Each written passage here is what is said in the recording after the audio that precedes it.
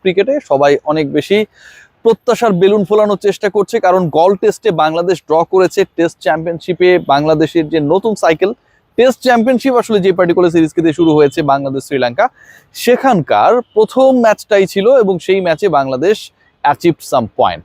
বাংলাদেশের জয়ের একটা পসিবিলিটি ছিল, চান্সেস ছিল, সেই চান্সটা বাংলাদেশ দল শেষ পর্যন্ত গ্র্যাব করে নাই। কলম্বোতে বাংলাদেশের ভালো এক্সপেরিয়েন্স রয়েছে, বাংলাদেশের 100তম টেস্ট ম্যাচে জয় পেয়েছিল, সেই সময়টায় সাকিব তামিমরা ছিল। আর এখন রয়েছে ভালো স্মৃতি গলে স্বাগতিকদের বিপক্ষে ড্র করার। দলে পরিবর্তন নিয়ে আলোচনা করব এবং দলে যে পরিবর্তনের জায়গাটা ক্রিয়েট হয়েছে সেখানটায় অনেকগুলো চেঞ্জেস নিয়ে কথা রয়েছে। সর্বপ্রথম যে বিষয়টা সেটা হচ্ছে মেহেদী হাসান মিরাজ, তিনি কি পরের টেস্টে খেলবেন কিনা। Off spinning allrounder, off spinner Naim অসাধারণ করেছে, মিরাজ খেললে নাইমের পজিশন কি হবে, নাকি বাংলাদেশ 3জন স্পিনার নিয়ে খেলবে, তাইজুল খেলবেন, তাইজুলের সাথে নাইম এবং মিরাজ। 1 নম্বর প্রশ্ন। ওপেনিং এ কোনো চেঞ্জেস আসবে কি না। এনামুল হক বিজয়ের অসম্ভব ভালো ফর্ম, এটা আসলে এক্সপেক্টেড না। এত দারুণ তিনি খেলছেন যে এই পারফরমেন্সটাকে তিনি যদি কন্টিনিউ করে তাহলে শ্রীলঙ্কার খবর হয়ে যাবে। প্রতিবেশী দেশ হিসেবে, এশিয়ান কান্ট্রি হিসেবে লঙ্কানদের এগেনস্টে এনামুল হক বিজয়কে, দুর্ধর্ষ ব্যাটিং যিনি করছেন এই মুহূর্তে, তাকে আসলে স্কোয়াডে রাখা হবে নাকি এই জায়গাটা একটা চেঞ্জেসের পরিকল্পনা করবে।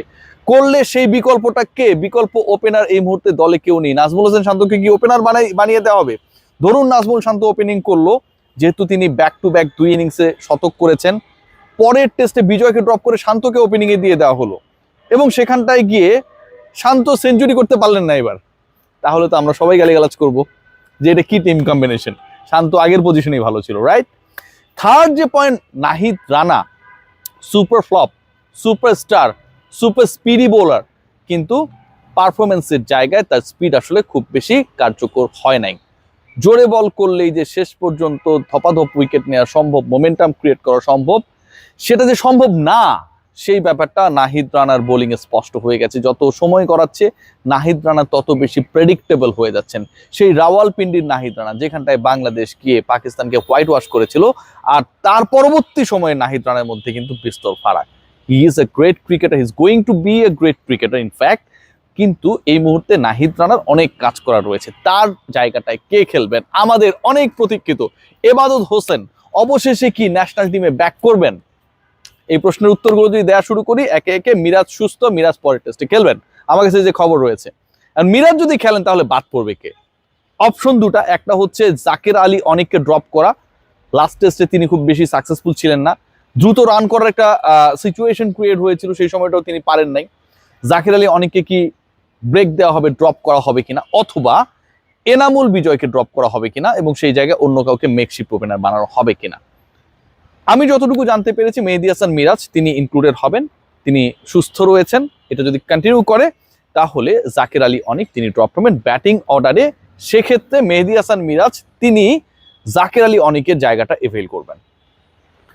এনামুল হক বিজয়ের কি হবে। বাংলাদেশ টিম ম্যানেজমেন্ট বিজয়ের ব্যাপারে সবাই, সাংবাদিক, সমর্থক সবাই অনেক বেশি হতাশ। চান্সেস তিনি পাচ্ছেন, তিনি দারুণ দারুণ কথা বলতে পারেন, দারুণ পারফরমেন্স করেন ঘরোয়া ক্রিকেটে, অসাধারণ, কিন্তু সেটার আসলে কোনো ধরনের reflection, proper reflection international cricket specially in test করতে পারছেন না। তারপরও Bijoy is going to get one more chance and probably the last chance. Enamul Haque Bijoy পরের টেস্টেও খেলছেন যতটুকু আমার কাছে খবর রয়েছে।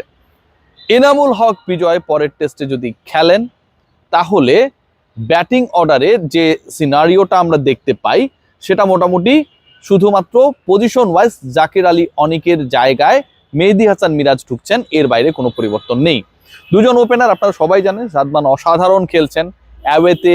এই সাদমান ইসলাম অনেককে গত 1-1.5 বছরে আমরা একদম ডিফারেন্ট লুকে পেয়েছি, তিনি রয়েছেন এখানটায়। তার সাথে যদি এনামুল বিজয়, 3-4-এর পজিশনটা আপনারা সবাই জানেন, আমাদের মুমিনুল এবং শান্ত তারাই থাকবেন। নাম্বার 5-এ মুশফিকুর রহিম অসাধারণ খেলেছেন, কিন্তু যেভাবে স্লো ব্যাটিং করেছেন সেটাকে আসলে সমালোচনা করতে হচ্ছেই। বাট 164-এর ওই ইনিংসটা, প্রথম ইনিংসে বাংলাদেশ যে লিড পেয়েছে, ভালো করেছে, সেখানটায় কিন্তু মুশফিকের বড় অবদান রয়েছে, সেটাকে ভুললে চলবে না। এরপরে যে position Liton Kumar Das, number 6 and 7-এ মেহেদী হাসান মিরাজ।